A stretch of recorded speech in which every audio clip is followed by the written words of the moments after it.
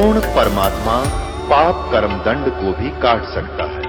अभी तक जिस भी संत व महापुरुष से मिले उन्होंने यही बताया कि पाप कर्म फल भोगने से ही समाप्त होगा। वो प्रभु कौन है जो पाप कर्म को काट देता है, वो काल के बंधन से छुड़वा देता है। उसका क्या नाम है, पूजा की विधि क्या है?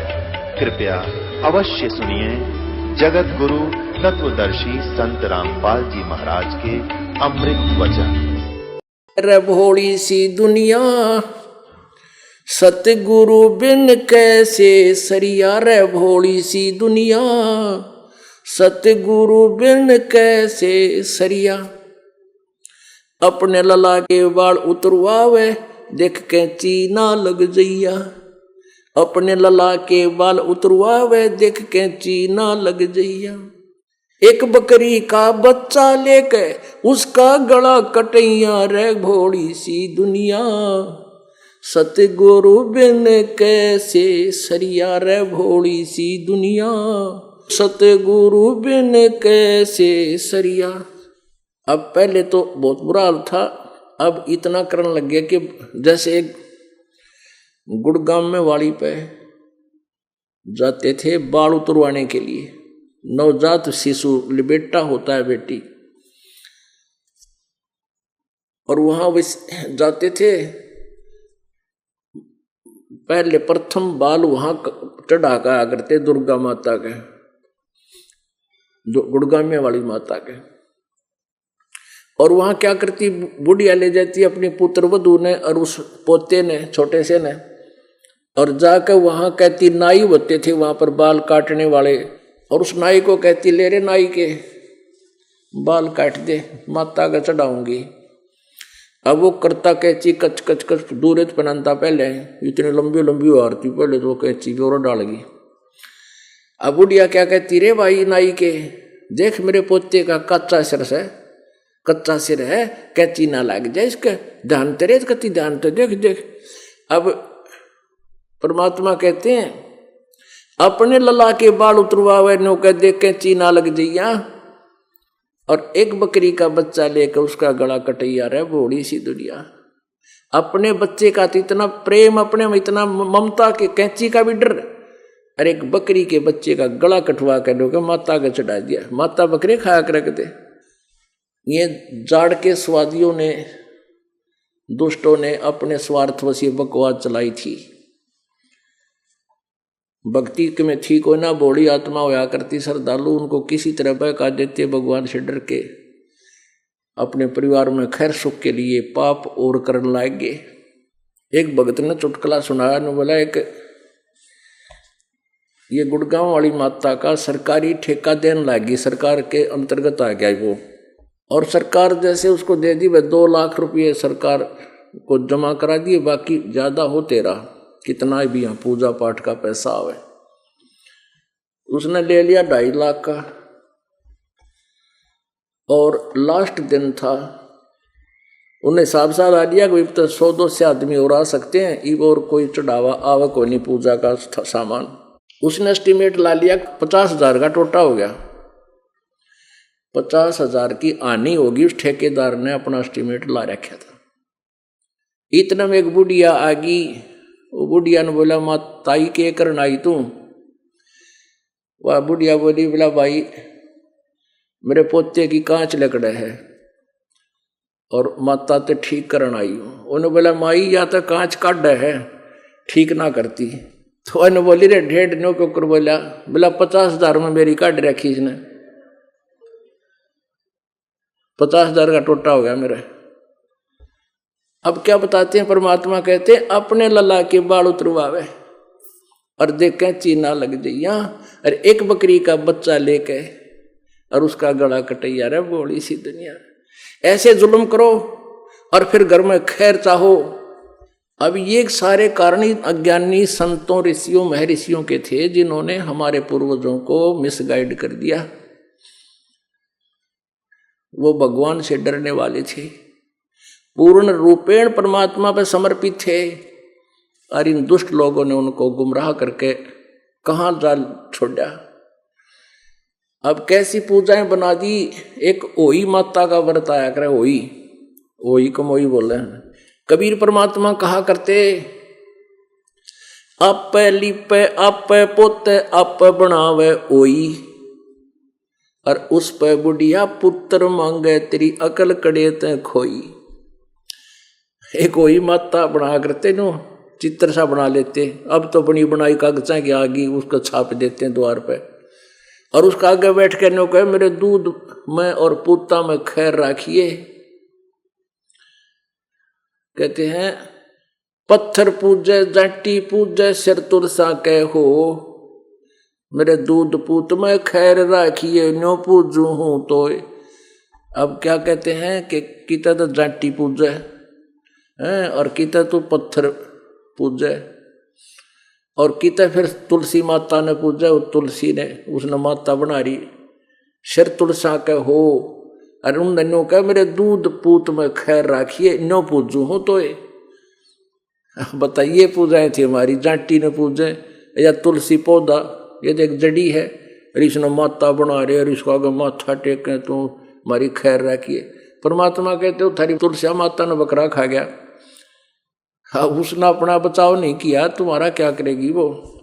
फिर क्या बताते हैं, कच्चा पक्का भोजन बना के माता पूजने गईया, उस माता ऊपर कुत्ता मुते वो क्यों ना मर गईया रे भोड़ी सी दुनिया, सतगुरु बिन कैसे सरिया रे भोड़ी सी दुनिया, सतगुरु बिन कैसे सरिया। अब भी ये रिवाज बहुत जोरों पर है, लेकिन हमारा तो पीछा छूट गया, 15-20 साल हो गए, मालिक की दया होगी, नियम भी उसी कैटेगरी में थे। अब क्या करा करती हमारी दादी, रोटी बनाती कच्चे पक्के पूड़े और तेल में, सरसों के तेल में, और माता का भोग लगाने चलते। और माता की है 4 ईंट ला रखी, चबूतरा बना रखा, इतना ऊंचा उसका महल बना रखा, वो 4 ईंट नो लाग ऊपर, और वहाँ लाइन लगी रहती, कोई जा रही है कोई आ रही है, और वहाँ 10-20 कुत्ते नो 4 खड़े रहते। वह बुढ़िया तो उड़ा पूड़े गेर के नीचे उतरे को नहीं, इतने में वह चढ़ जा कुत्ते और लड़े और खावे एक दूसरे ने। वह माथा का तो नंबर नहीं आने दे, इतने वह खा ले, और फिर उससे के ऊपर मुझकावे चलते समय। अब परमात्मा कहते हैं, अब रोटी जो पूजा के लिए जो भोजन बनाते थे वो भी किसाए बने जा कच्चा पाका, उन्हें बेरा था कुत्ता ने खाना है, जल्दी कोई देर कर देती है ना, काकी ताई मेरी दादी ने कहा जल्दी बना दे बाहरों से, बना दे जिसा बनाए है, वो जिसा उठावे फटाफट ले जाती। उनको पता था कुत्ता ने खाना है, वहाँ पर कोई मानस थोड़े खा सके उसने।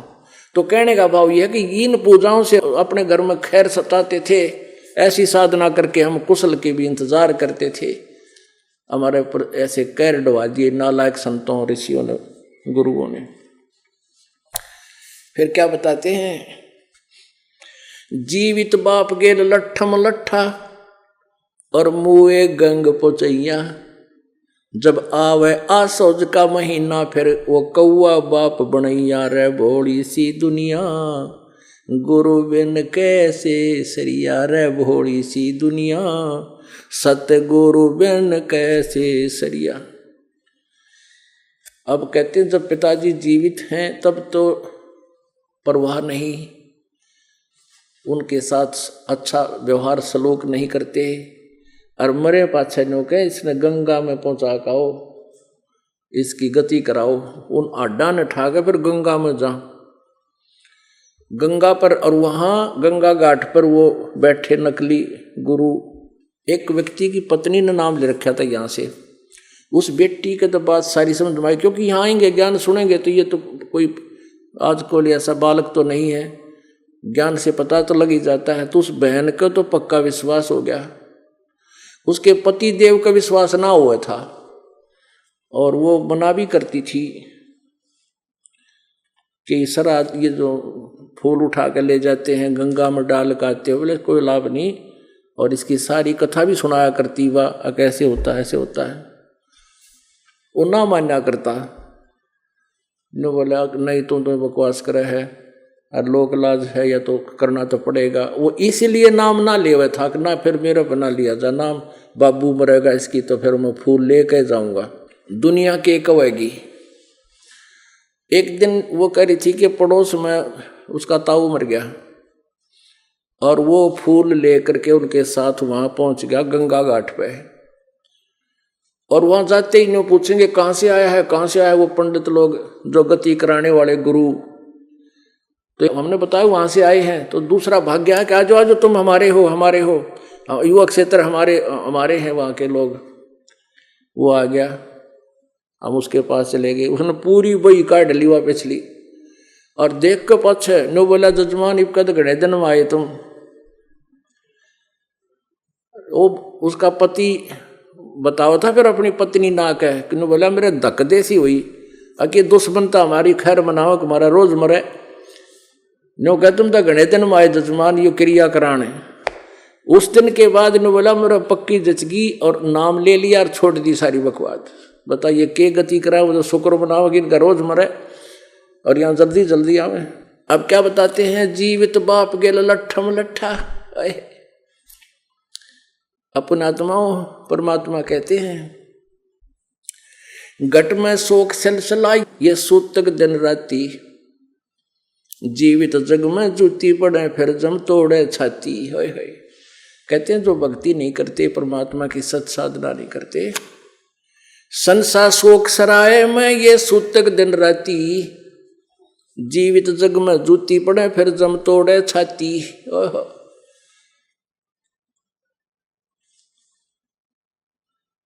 पुणात्माओं ये ऐसी गहन ज्ञान है, ऐसा गहन वचन है परमात्मा के, ये बिल्कुल सटीक हैं। लेकिन हम इनसे कोसों दूर थे, इसलिए हम उस समाज व्यवहार में भी रहते हुए भी अपनी क्रियाओं को ठीक नहीं कर सकते थे। एक व्यक्ति के 4 पुत्र थे, किसान था। पहले उसके पास 4-5 एकड़ जमीन थी, फिर उसने सारे जीवन में मेहनत कर, मजदूरी कर, पशु से भी ज्यादा मेहनत करके और उसने 20 एकड़ जमीन बना दी। 16 किले और मोल ले दिए बालका के लिए। अब जो काम करने का था मनुष्य से वो तो कराया कोई नहीं। 4 बच्चे का ब्याह कर दिया। अब बच्चे अलग अलग हो गए। बुढ़े को अधरंग मार गया, पैरालिसिस हो गया। अब पहले शर्मा पहले बड़े बेटे ने संभाला। 1 महीने के बाद उसकी पत्नी ने हाथ खड़े कर दिए कि मेरे बस का कोई ना, तेरे बाबू ने तू संभाल। अब उस पर भी ना बनी कुछ सेवा, तो वो दुखी होने लग गया। समय पर नवाना नहीं, खाना खिला नहीं पाते, काम धंधे में लगे रहते। तो धीरे धीरे पता चला तो दूसरा कहने लगा भाई, और 2-4 गांव के इकट्ठे हुए, भाई तू कर ले कुछ दिन, तुम नो कर लो, महीना कर लो, 4 जने इस बुढ़े की सेवा। ऐसे शुरुआत होगी। अब वो महीने भी ना हो उसकी सेवा, वो महीने भी ना हो, वो 1 महीना दूसरे का छोड़ जरूर दें लेकिन संभाला नहीं। माए टट्टी पेशाब, माए सड़े जाओ। आखिर में क्या किया कि रिश्तेदार इकट्ठे हो गए। अब उन्होंने कहा भी तुम नो करो, तुम्हारी इतने जमीन है, 4 जने 4 चौक 16 और 4 बुढ़े का बांटा हुए हैं, जो इसके बांटे 4 किले हैं वो ले लो और इसकी सेवा कर लो, कौन सा करेगा। तो छोटे वाले की पत्नी बोली हम कर देंगे, वो लालच में। अब उसने रख लिया। 1 महीने 20 दिन तो उसकी करी सेवा, फिर वह भी न बोली किले भी ले लो और बुढ़ा भी ले लो, हमने जरूर कोई ना। पंचायत हुई और पंचायत ने नो सोचा भी इन जितने भी इसके 4 किले आवे हैं बांटे में, इसको ठेके पर देकर और नौकर छोड़ जाएंगे। ऐसा विचार कर रहे और बुढ़ा पड़ा वहां पर 4पाई में बंगा मुंह हो रहा और पोता आ गया छोटे वाला। उसने नो कहा बोला जानी, अब बेटा ने कर दिए गए और पोते काटेंगे टाट तेरी। यानी अब बेटा ने तो एक पल भारी हो रहा, बाप दुश्मन बन गया और पोत्या ममता गहरी। अपनात्माओं, जब तक हम भगवान के इस ज्ञान से परिचित नहीं होते, हमारा जीवन पशु से बदतर है। भले ही हम मनुष्य की खाल में घूम रहे होते हैं। अब परमात्मा की जब सत भक्ति भी करता रहे, तार काम भी करे, उस काम में बरकत भी मालिक दे, तार किले भी होते और भक्ति भी करता, तो यह दुर्गति नहीं होती। और हो जाती तो कहते हैं मान ले कोई अटैक हो भी जाकर, कोई ऐसी भारा कर्म हो, लेकिन फिर हल्का होकर टल जाओगा, ऐसी दुर्गति नहीं होती। 6 सेवादार रहे उसके ऊपर परमात्मा पहले तो यह होने कौन दे, और फिर भी अपनी भक्ति में कोई हीनता आ जाती है या कोई संस्कार मालिक ने चेंज करने होते हैं, तो फिर वो बुढ़ापा भी बहुत अच्छी तरह कटेगा उसका। परमात्मा भगत की बहुत कोई व्यवस्था करे वो इसी कर देगा कि उसको याद भी नहीं रहेगी तो वर्द है या कैसे है। अब भक्ति करने से एक उदाहरण बताते हैं कि एक त्रिलोचन नाम का भगत था और परमात्मा की भक्ति करता था, आदिनी से रहता था, और उसका फिर एक सेवक था, एक सेवक रखा हुआ था उसने, नौकर। और क्या हुआ कि वो नौकर को जाना पड़ गया किसी कामवश, वो दूसरे स्टेट का था। उसने कहा कि महाराज जी मैंने जाना पड़ेगा, ऐसे ऐसे घर में कोई घटना घट गई, पत्र आया है। वो त्रिलोचन भगत बोला कि जा बेटा कोई बात नहीं। वो चला गया। वो तो गया होगा मनमाने 20-30 किलोमीटर पैदल चला करते।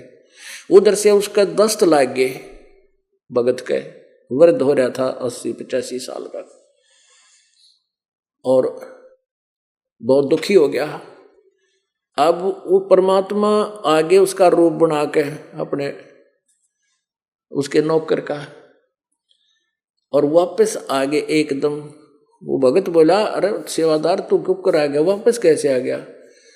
वो कहने लगा जी मैं फिर जाऊंगा, और मेरे पता नहीं के मन में आई, मैं वापस आ गया। मैंने सोचा कल जाऊंगा, आज तो लेट हो जाऊंगा, ऐसे ऐसे तो अब मैं ना जाऊं, आप तो बीमार बहुत हो, आप ठीक हो लोगे ना, स्वस्थ हो लोगे तब जाऊंगा। 1 महीने तक वो परमात्मा सेवक का रूप बना के उसकी टट्टी ठावे, वहीं चारपाई के पास बैठ कर वो टट्टी करे, और उसको उठा के बाहर फेंक का उसका हाथ धोए, उसको नवावे धोआवे, कपड़े धोवे, रोटी पोवे और पैर तक खवावे। अब 1 महीने के बाद वो नौकर आ गया। वो नौकर तो आया, मान ले गांव में प्रवेश किया और परमात्मा खिसक गए।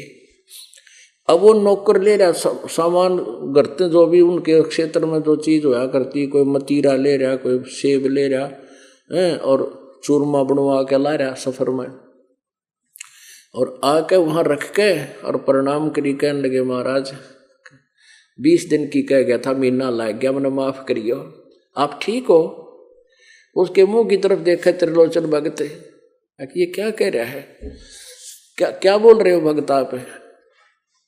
मैं ये कह रहा हूँ जी मेरे घर वालों ने आपको प्रणाम बोला है और आपको बहुत याद करते हैं, सब परिवार वाले कुशल हैं, और ऐसे ऐसे आपके लिए सामान भेजा है, लो आपकी पूजा भेजी है।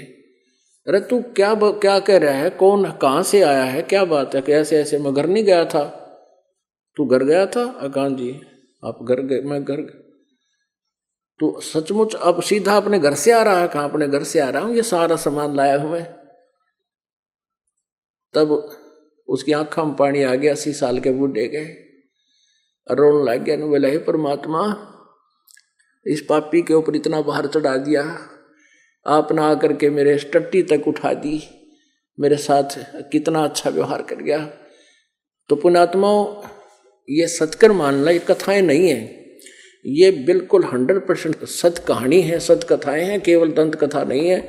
तो परमात्मा ऐसे सुख देता है, लेकिन कहते हैं सतगुरु के दरबार में कमी काहे की ना, और अंसा मौज नहीं पावता तेरी चूक चाकरी में। परमात्मा ऐसे लाभ देता है, लेकिन आप प्राप्त नहीं कर पा रहे उससे ये बेनिफिट, तो आपकी कोई सेवा शुश्रूषा में कमी रह रही है, आपकी कोई भक्ति में, कोई श्रद्धा में, आपके अंदर आस्था में या त्रुटि है। जिस दिन यह निकल जाएगी उस दिन देखना नए नए चमत्कार आपको आगे दे पाओगे। अब क्या बताते हैं जय सतगुरु की संगत करते सकल कर्म कट जाई। अमरपुरी पर आसन होते जहां धूप ना छाई। अब परमात्मा कहते हैं जय सतगुरु की संगत करते, जय सतगुरु की शरण में चले जाते, ना तो श्राद्ध निकालने की जरूरत है, ना पिंड भरवान की आवश्यकता, और ना, क्योंकि वो भूत नहीं बने। हमारे जो भक्ति कर रहे हैं वो भूत प्रेत पितर की योनि में नहीं जाएंगे। और पुण्यात्मा, और यदि आपके पितर, आपके माता पिता, क्योंकि वो तो अंडरस्टूड है, जो भक्ति नहीं करके किसी ना किसी योनि में कष्ट उठा ही रहे हैं, कि भूत बने होंगे कि तो पशु पक्षी की योनि में होंगे। अब आपकी सच्ची श्रद्धा स्वाभाविक है कि आपकी आस्था भी जाएगी उनके प्रति कि भगवान मेरे माता पिता की तो बहुत बुरी दुर्गति हुई होगी, तो उसके लिए भी समाधान परमात्मा बताते हैं।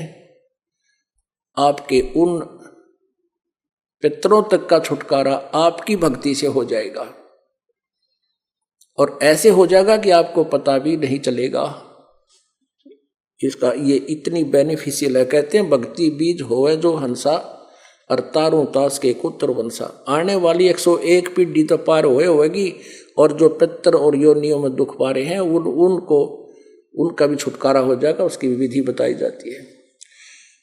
तो पुण्यात्माओं, अब क्या बताते हैं? प्रेत शिला पैजा विराजे पितरों पिंड भराई, बौर श्राद्ध खान को आए फिर काग बहे कलमाई। जय सतगुरु की संगत करते सकल कर्म कट जाई, अमरपुरी पर आसन होते जहां धूप ना छाई। कहते हैं जय सतगुरु की संगत करते ये सभी झंझट मिट जाते, सारे पाप नाश हो जाते और सतलोक में चले जाते, अमरलोक में, जहां परम शांति प्राप्त होती है। गीता जी अध्याय नंबर 18 के श्लोक नंबर 62 में कहा कि अर्जुन तू सर्वभाव से उस परमेश्वर की शरण में जा, उसकी कृपा से तू परम शांति और सनातन परम धाम को प्राप्त होगा। या उसी को याद दिला रहे हैं गरीबदास साहिब जी। जय सतगुरु की संगत करते सकल कर्म कट जाई, अमरपुरी पर आसन होते। अमरपुरी सनातन परम धाम पर तुम्हारा स्थान होता, आसन होते, वहां निवास होता, जहां धूप ना छाई, जहां पर कोई कष्ट नहीं है। सुरत नृत मन पवन पियाना, शब्द शब्द समाई। गरीबदास गलतान महल में मिले कबीर गोसाई। अब गरीबदास जी कहते हैं कि सत साधना जो करते हैं, सुमरण करते हैं, सुरत नृत मन और पवन, इन सब को एक साथ रखना है भक्ति करते समय। जैसे आप सिमरण करते हो सतनाम का या प्रथम मंत्र का करते हो, उस पर भी ध्यान होना चाहिए कि मैं क्या मंत्र बोल रहा हूं, कौन से मंत्र का जाप कर रहा हूं, तब उसका बेनिफिट है। और वैसे आप मंत्र बोल रहे हो, मुंह से जुबान से बोल रहे हो, मन कहीं घूम रहा है, तो वो मंत्र नहीं हो रहा आपका, उसका कोई यूज नहीं है। परमात्मा कहते हैं कि माला तो कर में फिरे हाथ में, और जीव फिरे मुख माही, हनुमनवा तो धक्के पता नहीं कहाँ खावे, 14 फिरे ये तो सुमरण नाही। जो भी जैसे कहते हैं ना सुरत शब्द अभ्यास, ये प्रैक्टिस करनी पड़ती है कि मैं क्या बोल रहा हूँ। जो अक्सर अंदर मन में सिमरण कर रहा हूँ उस पर सुरत नृत्य भी होनी चाहिए कि मैं के बोल रहा हूँ और ये किस का मंत्र है। और कम से कम ये जरूर होना चाहिए मैं बोल के रहा हूँ। इसको सुरत और शब्द अभ्यास बोलते हैं। जैसे श्वास का सिमरण श्वास के द्वारा करते हैं, एक मंत्र बाहर छोड़ते हैं, एक अंदर लेते हैं, तो उस पर ध्यान रहे मैं बाहर के छोड़ रहा हूं, कौन सा मंत्र छोड़ा है, उसका उच्चारण होता है, अंदर से अजप्पा जाप होता है, अंदर ले तो भी उसका अजप्पा जाप होता है। तो उसके ऊपर मन रहे, लगा रहे, मन रहेगा तो सुरत नृत्य तो अपने आप रहेंगी। सुरत नृत्य मन और पवन, पवन माने श्वास, इसके श्वास के ऊपर और साथ में क्या मैं बोल रहा हूं उस शब्द के ऊपर, उस उच्चारण पर ध्यान रहे, अंदर से क्या जाप कर रहा हूं, तो वो आपका जाप लेखे में है। और उस जाप में ध्यान है नहीं, मैं बोल के रहा हूं, मन कहीं घूम रहा है, वैसे बोल रहे हैं, वो जैसे मंत्र करते रहते हैं, उससे लाभ नहीं होगा। कहते सुरत नृत मन पवन पियाना, शब्द शब्द समाई, गरीब दास गलतान में मोहे मिले कबीर गुसाई। कहते मुझे परमात्मा मिल गए, कबीर भगवान स्वयं सतगुरु रूप में आके, और इसलिए मुझे आज मैं मस्त हूँ गलतान महल में। आज मैं पूर्ण रूपेण अपने आप को फ्री समझ रहा हूँ, क्योंकि मुझे पूर्ण साधना मिल गई, पूर्ण परमात्मा ने आंखों दिखा दिया जहाँ हमने जाना है।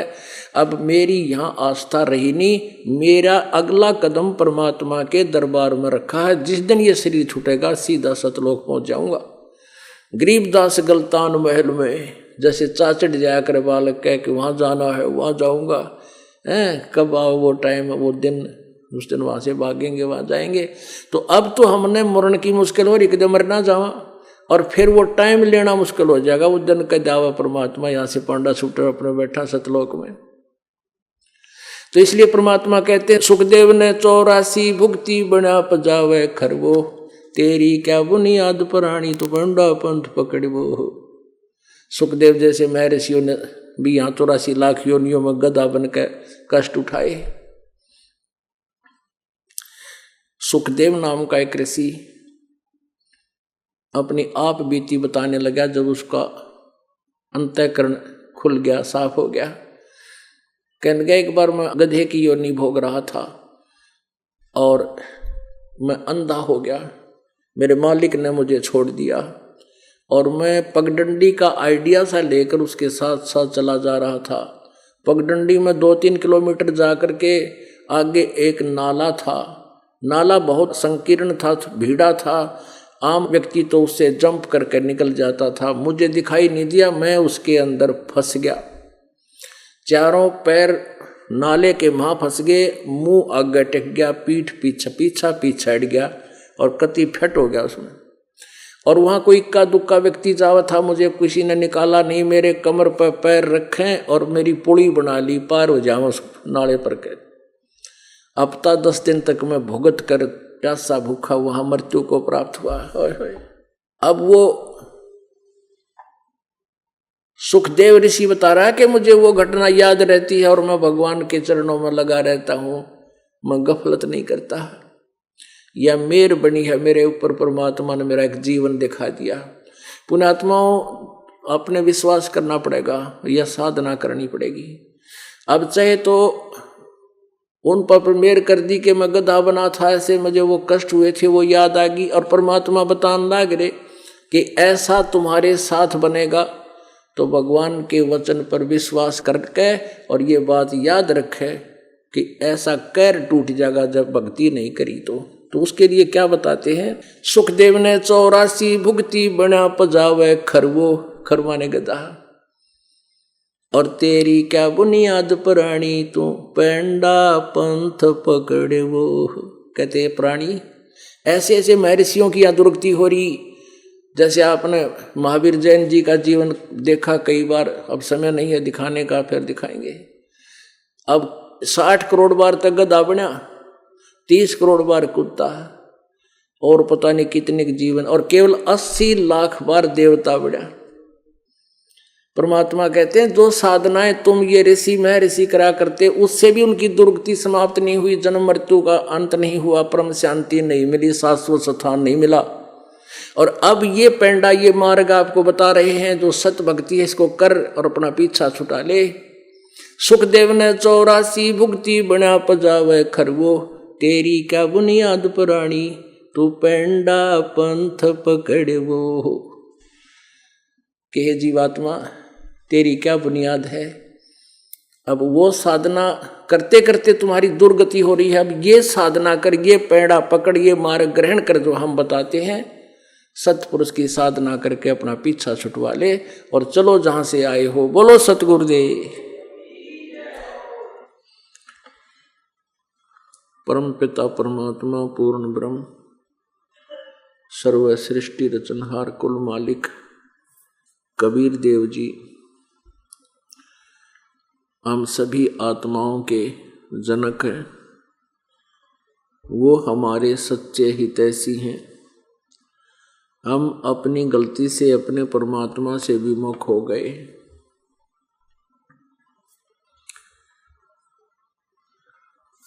फिर भी वो हमारे पिता हम बच्चों की इस गलती को अक्षमा करने के उद्देश्य से यहाँ आते हैं और हमें वो विशेष जानकारी देते हैं हम कौन हैं, यहाँ उद्देश्य क्या हमारा और हम किस स्थान पर रह रहे हैं। ये स्थान रहने लायक नहीं है, लेकिन हम दुखों को सहन करने के इतने हैबिचुअल हो गए कि हमें ये दुख नहीं महसूस हो रहे। परमेश्वर आकर के, परमात्मा स्वयं आकर के हमें जानकारी देते हैं कि तुम यहाँ गलत स्थान पर रह रहे हो, तुम्हारे साथ एक बहुत बड़ा षड्यंत्र हुआ है और एक विशेष षड्यंत्र के तहत तुम्हें यहाँ फंसा रखा है। आप जी की बुद्धि को बहुत कमजोर बना दिया। परमेश्वर कबीर जी हमें याद दिलाते हैं, तुम जीव बन गए, तुम हंस थे। मेरे हंसा बाई हंस रूप था जब तू आया। मेरे हंसा बाई हंस रूप था जब तू आया। अपना स्वरूप भूल मैं भूला, तात जीव कहाया। मेरे साधो भाई हमसे रूप था जब तू आया। मेरे हंसा भाई हमसे रूप था जब तू आया। जिसमें हम इस काल के साथ यहाँ आए इसके लोक में, उसमें हम सभी अपनी सत्य भक्ति की कमाई से ओतप्रोत थे। हम अपनी सारी कमाई लेकर के इसके साथ बैठ आए। इस काल ने उस हमारी पुण्यों की कमाई के आधार से हमें पहले तो ऊपर के लोकों में रखा और फिर इसने इस पृथ्वी के ऊपर हमें पटकना शुरू कर दिया।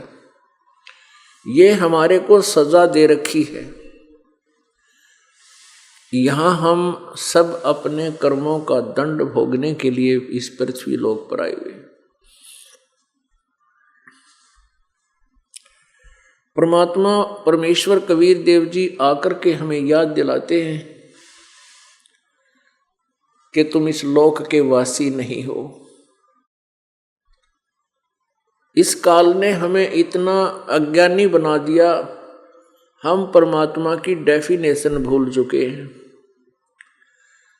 जबकि हम सभी सदग्रंथों को सत्य मानते हैं, जैसे पवित्र श्रीमद् भगवत गीता जी, पवित्र चारों वेद, पवित्र 18 पुराण आदि सदग्रंथों को हम सही मानते थे और मानते हैं।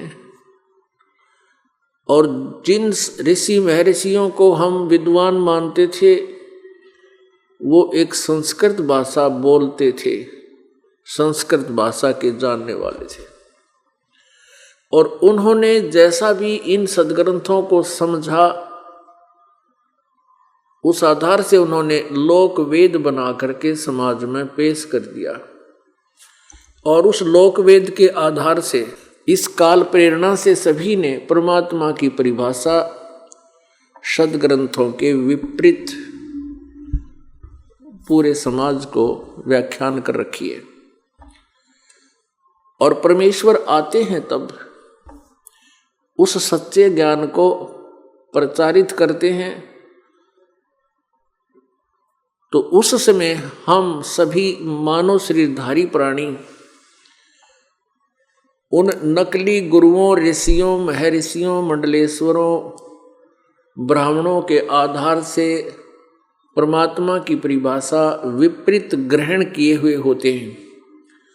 और परमात्मा सच्चाई बताते हैं तो हम अपने अज्ञान के कारण परमात्मा के सत्य ज्ञान का विरोध करते हैं।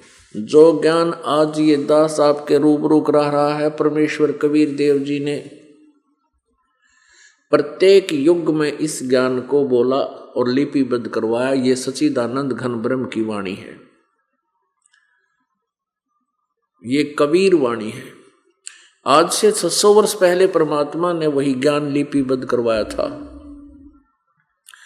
आज वो सभी सदग्रंथों में विद्यमान है। लेकिन उस समय के ये नकली ब्राह्मण, नकली गुरु, अपनात्मा, वैसे ब्राह्मण की डेफिनेशन एक बहुत ही पवित्र होती है। ब्राह्मण के विषय में परमात्मा ने बताया है कि ब्राह्मण सोए जो ब्रह्म पहचाने और पंडित सोए जो पिंड की जाने। आप सभी ब्राह्मण हो क्योंकि आपने परमात्मा को पहचान लिया। और वैसे जाति व्यवस्था में देखें तो भी हम ब्राह्मण की परिभाषा को नहीं समझ पाए। जब से सृष्टि प्रारंभ हुई कोई जाति अलग नहीं थी, कोई मजहब अलग नहीं था।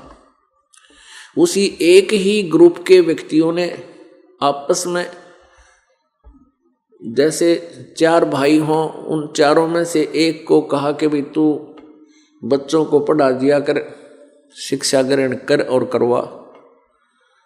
एक की सेवा लगा दी कि भाई तू रक्षा कर, क्षत्रिय बन। एक को वैश्य धंधा कर और सबका पालन पोषण कर। और तीसरे को कहा भी तू अपना झाड़ू झोपा करा कर। तो उसे हर स्वीकार कर लिया उन्होंने। ठीक है, काम तो करना ही है, सभी ने मिलके करना है। तो जो ब्राह्मण थे वो ब्राह्मण वर्ग, फिर उनके वंशज, क्योंकि वो वही कार्य करने में दक्ष होते थे, तो अपने अपने कार्य में अपने वंशजों को लगाते चले गए। इस प्रकार ये आगे चल के 4 बड़े बड़े ग्रुप हो गए। और परमात्मा के बारे में जो जानकारी देता है वो ब्राह्मण कहलाता है, उसको गुरु बोलते हैं, आचार्य होते हैं वो। और उनके ऊपर विश्वास किया जाता है कि ये इन्होंने वेदों को पढ़ा, पुराणों को पढ़ा, ये जो कुछ बता रहे सत्य है। अब यहाँ जो नकली ब्राह्मणों के विषय में इस दास ने कहा है वो ब्राह्मण जाति से नहीं संबंध है। अब जैसे मेरे गुरुदेव थे स्वामी रामदेवानंद जी, ये ब्राह्मण जाति से थे, हरियाणा प्रांत, डिस्ट्रिक्ट भिवानी, तहसील चरखी दादरी और गांव बड़ा पैंतावास। ये बड़े पैंतावास भिवानी डिस्ट्रिक्ट के रहने वाले थे, ब्राह्मण जाति से, जो परंपरागत ब्राह्मण हैं। जैसे पहले वैद्य होता था, कोई बढ़िया वैद्य नाड़ी देख कर दवाई देता था, उसकी 1-2 पीढ़ी भी उसी प्रकार वैद्य का काम करते रहे। फिर उन्हीं की पीढ़ियों के आगे चल करके वो वैद्य नहीं रहे, अपना और धंधा कर रहे हैं, कोई नौकरी लग रहा है, कोई और काम करता है, किसी ने परचून की दुकान खोल रखी है। अब वो सभी अपने पीछे वैद्य लगाते हैं। अब वो वैद्य नहीं है, वो जानते नहीं पेट के दर्द की दवाई और लिखते हैं वैद्य, एक सरनेम सा बन गया यो। ऐसे ही जो पंडित होते हैं, पंडित वो माने जाते थे जो शिक्षा ग्रहण करते थे, विशेष विषय में आचार्य बनते थे और विद्या ग्रहण करते थे, वो पंडित कहलाते थे। वो विद्या कौन सी थी? Only Sanskrit language. और संस्कृत भाषा को जानकर फिर उनका उद्देश्य ग्रंथों का प्रचार करना होता था, मानव समाज को भक्ति मार्ग का ज्ञान कराना उनकी ड्यूटी होती थी। तो ये दास उन नकली ब्राह्मणों के विषय में कह रहा है जो गुरु पद पर विराजमान थे, जिन्होंने परमात्मा को समझा नहीं, पूरे समाज को गुमराह कर दिया। मेरे गुरुदेव इस परंपरागत जाति ब्राह्मण से संबंध रखते थे, लेकिन वो अपने आप को ब्राह्मण नहीं कहते थे। मेरे दादा गुरुजी यानी गुरुजी के गुरुजी दिल्ली के अंदर छावला गांव है, छावला गांव के जाट थे और उन्होंने घर त्याग दिया और एक संत की शरण ले ली। 15-16 वर्ष से ही वो घर से निकल गए थे। उस संत ने देखा कि यह होनहार बालक है, उसको काशी विद्यापीठ से शिक्षा करवा दी। वहां उनको पढ़ाना शुरू कर दिया। वो 4 विषय के आचार्य बन गए, 4 विषय में आचार्य बन गए। वो अब अपनी जाति जाट ना कह करके वो कहते थे पंडित चिदानंद। चिदानंद जी नाम था हमारे दादा गुरु जी का। उनका आश्रम है खरखोदा, जिला सोनीपत, खरखोदा तहसील के पास एक गोपालपुर गांव है, वहां उनका आश्रम है। आश्रम पर लिखा हुआ पंडित चिदानंद जी आश्रम। तो वो जाट होते हुए, किसान होते हुए, परंपरागत जाति से वो जाट थे, लेकिन वो कर्म से फिर ब्राह्मण कहलाए, क्योंकि उन्होंने काशी विद्यापीठ से ये शिक्षा ग्रहण कर ली थी, पंडिताई वाली, यानी अध्यात्म ज्ञान की। अपने आत्मा हमारा उद्देश्य किसी जाति विशेष से नहीं, बल्कि क्योंकि ये दास भी टीचर है, आध्यात्मिक टीचर है। और पहले के जितने भी गुरु थे, आचार्य थे, मैं ऋषि कुमार थे, ब्राह्मण थे, वो भी मार्गदर्शन करते थे, वो भी टीचर थे, आध्यात्मिक टीचर थे। उन अज्ञानी टीचरों ने पूरे समाज को आउट ऑफ सिलेबस ज्ञान करा दिया और इन सिलेबसों की, यानी सिलेबस की, इन सब्जेक्ट्स की, सदग्रंथों की आड़ लेकर, सदग्रंथों का समर्थन करके, सदग्रंथों का रेफरेंस दे देकर कि ये शिव पुराण में ऐसा लिखा है, विष्णु पुराण में ऐसा लिखा है। विष्णु पुराण जब कोई सुनाता था, कहते थे विष्णु सर्वेश्वर है, महेश्वर है, सारी सृष्टि के मालिक हैं, यही स्थिति करता है, ये संहार करता है, यही उत्पत्ति करता है, ये कुल मालिक है, अजर व अमर है, इनकी कोई माता पिता नहीं।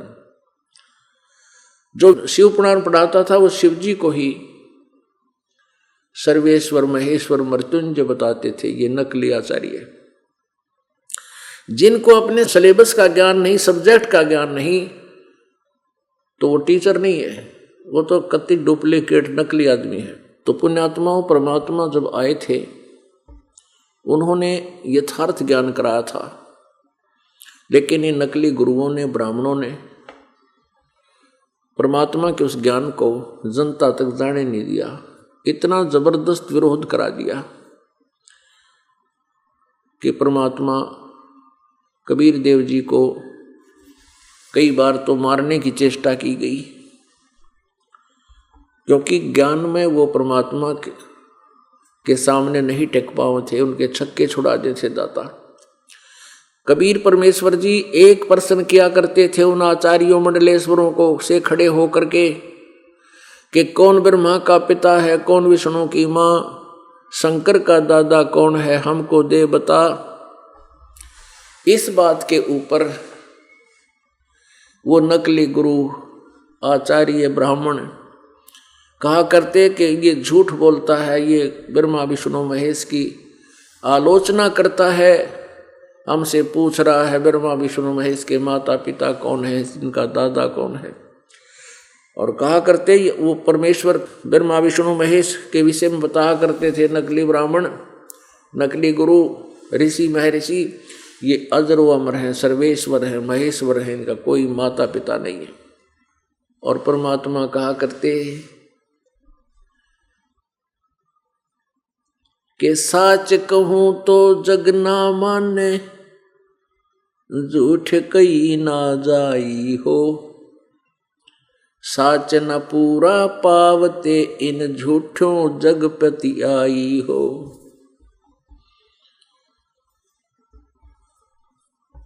कि साच कहूं तो ये जग नहीं मानता और झूठ मैं कह नहीं सकता। मेरी सच्चाई को स्वीकार ना करके इन झूठों को इन झूठे गुरुओं की बातों पर तुम विश्वास कर रहे हो। अपने आत्माओं, उसमें लीला की दाता ने ये सारा ज्ञान लिपिबद्ध करवा दिया और परमेश्वर ने परमात्मा की महिमा कैसे बताई। परमेश्वर कबीर देव जी ब्रह्मा विष्णु महेश की स्थिति बताया करते थे। उन्होंने क्या बताया?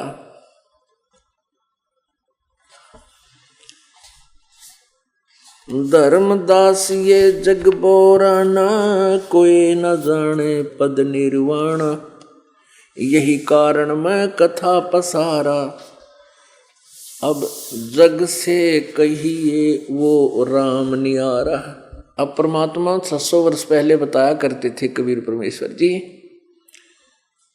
धर्मदास ये जग बोराना, कोई न जाने पद निर्वाणा।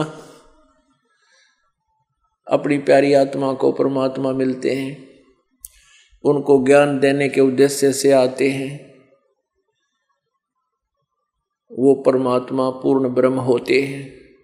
इसके साक्षी पवित्र चारों वेद हैं, आंखों देखे संत हैं जिन्होंने परमात्मा का साक्षात्कार किया।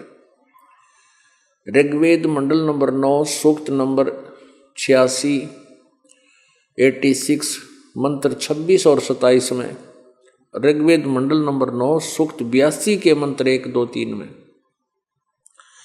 ऋग्वेद मंडल नंबर 9 सूक्त 96 के 16 से 21 तक 20 तक, ऋग्वेद मंडल नंबर 9 सूक्त नंबर 1 मंत्र 9 में, ऋग्वेद मंडल नंबर 9 सूक्त नंबर 20 मंत्र 1 में, और भी सैकड़ों स्थानों पर यह प्रमाणित किया गया है कि वो परमेश्वर अपने तीसरे मुक्ति धाम में रहता है, सतलोक में, सचखंड में, शाश्वत स्थान में, और वहां से गति करके आता है यहाँ स्मृत लोक में। और ये उस श्रेष्ठ आत्मा को मिलता है, पुण्य आत्मा को मिलता है जो दृढ़ भक्त होता है, और उन महापुरुषों से मिलकर फिर उनको अपने यथार्थ ज्ञान देता है, आध्यात्मिक ज्ञान देता है। अब वही लीला मालिक ने 600 वर्ष पहले की थी, वो ज्ञान सच्चिदानंद घन ब्रह्म की वाणी में लिपिबद्ध है, जिसके विषय में गीता जी अध्याय नंबर 4 के श्लोक नंबर 32 में कहा है कि अभी तक तूने जो धार्मिक यज्ञ के बारे में जानकारी प्राप्त की 25 से लेकर 31 तक, इसमें सब अपने अपने साधना को अच्छा मानकर कर रहे हैं, पापनाशक मान रहे हैं, लेकिन उस सच्चिदानंद घन ब्रह्म की वाणी में, परम अक्षर ब्रह्म की वाणी में, उनके मुख से उच्चारित वाणी में, ब्रह्मणे मुखे, उसके अंदर बहुत विस्तार के साथ बहुत ही अच्छी तरह डिफाइन किया हुआ है। वो तत्व ज्ञान है। चौथे अध्याय के 33वें श्लोक में कहा है कि द्रव्यमय यज्ञ से ज्ञान यज्ञ श्रेष्ठ है। आंख मीच कर किता कोई धन से, द्रव्यमय यज्ञ माने धन से होने वाले धार्मिक अनुष्ठान, उनसे कहते वो ज्ञान यज्ञ श्रेष्ठ है। चौथे अध्याय के 34वें श्लोक में गीता जी ने कहा कि उस तत्व ज्ञान को तू तत्वदर्शी संतों के पास जाकर समझ। वो परमात्म तत्व को जानने वाले तत्वदर्शी संत तुझे परमात्मा के बारे में यथार्थ ज्ञान कराएंगे। वो सच्चिदानंद घन ब्रह्म की वाणी में लिखा है। तो ये वो सच्चिदानंद घन ब्रह्म की वाणी है जिसने 600 वर्ष पहले परमात्मा ने स्वयं अपने मुख कमल से बोली थी। और धर्मदास साहिब जी जो उसकी प्यारी आत्मा थे परमेश्वर के, उन्होंने लिपिबद्ध की थी। और उस समय बताया था कि ब्रह्मा विष्णु महेश की माता दुर्गा है और ये काल ज्योत निरंजन इनका पिता है। हे परमात्मा, आज रोना आता हमारे को, जिसमें परमात्मा आए थे ये दुष्ट निकम्मी आत्मा या आचार्य गुरु ना होते, आज हम सभी सुखी होते, सतलोक चले जाते। आज इस दास को भी इतना संघर्ष नहीं करना पड़ता जो परमात्मा करवा रहे हैं, क्योंकि वो अपने बच्चों के बिना रह नहीं सकते। हम काल के जाल में पूर्ण रूप से फंस चुके हैं। हम इस गंदे स्थान पर रंगे जा चुके हैं। अब जैसे नीम का कीड़ा, नीम के वृक्ष पर रहने वाला कीड़ा, उस कड़वी वस्तु को ही खा करके मस्त रहता है, और उसको उठाकर खांड की बोरी में डाल देना, बूरा की बोरी में, नीम के कीड़े ने ना वहां नहीं रुक गया वो फिर उससे निकल जाके उसने स्वभाव है कोई ना, वो तो रंगा पड़ा उस नीम के उस कड़वे पदार्थ को खाकर उसको काफी समय तक उसमें रोका जाए खांड की बोरी में, तब भी 1 महीने में जाकर उसको खाना कर वो शायद धीरे धीरे उसमें आदि बनता है, नीम के ऊपर फिर नहीं जाएगा तो उसको खांड की बोरी मिल जाएगी। तो पुण्यात्माओं, हम इस गंदे लोक में आ गए, यहाँ तो हम नीम खा रहे हैं और सतलोक में हम बूरा खाएंगे। ये यथार्थ ज्ञान है जो अब आपको बूरा बरसाई जा रही है, और पहले हम नीम खा रहे थे, वो आन उपासना कर रहे थे, शास्त्र विरुद्ध ज्ञान ग्रहण था, शास्त्र विरुद्ध साधना कर रहे थे, और उसी को हम उसी में रंगे हुए थे।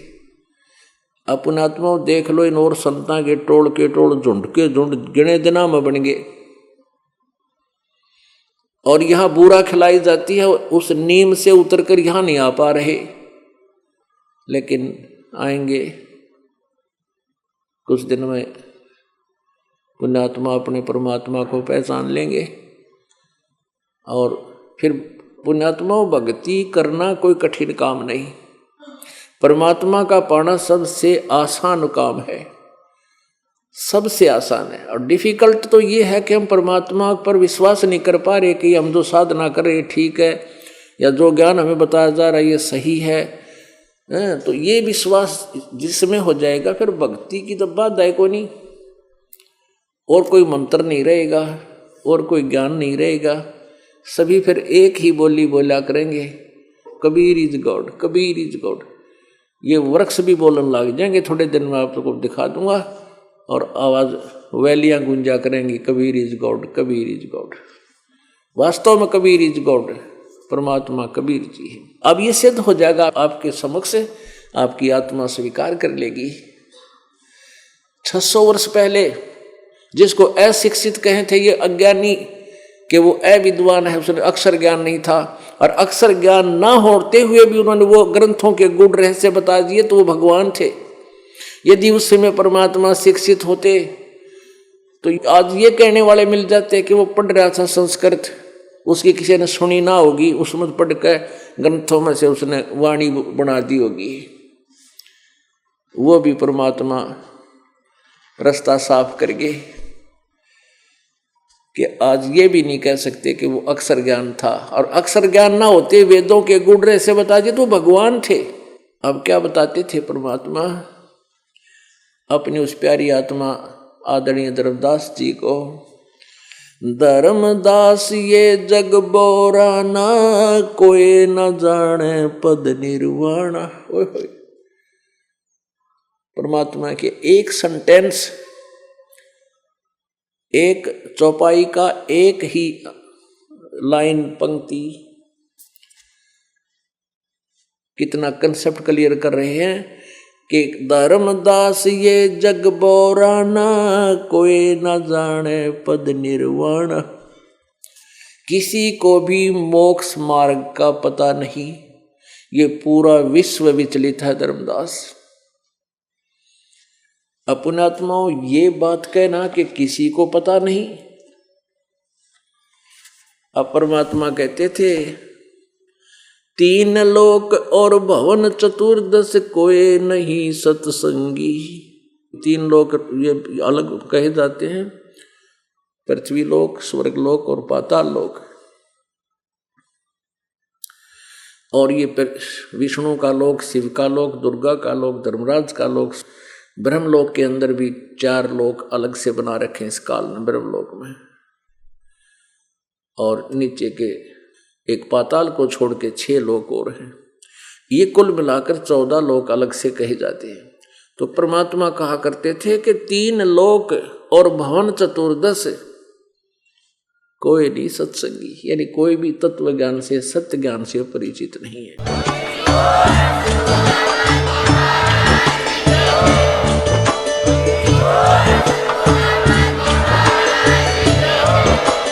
आप आप सुन रहे थे जगत गुरु तत्वदर्शी संत रामपाल जी महाराज जी के मंगल प्रवचन। अधिक जानकारी के लिए विजिट कीजिए हमारी वेबसाइट www.jagatgururampalji.org। संत रामपाल जी महाराज जी के शुभ आशीर्वाद से पूरे विश्व भर में 500 से भी ज्यादा नाम दीक्षा केंद्र हैं, जिन पर संत रामपाल जी महाराज जी द्वारा ऑनलाइन निशुल्क नाम दीक्षा दी जा रही है। अपने नजदीकी नाम दीक्षा केंद्र का पता करने के लिए संपर्क करें 8222880541।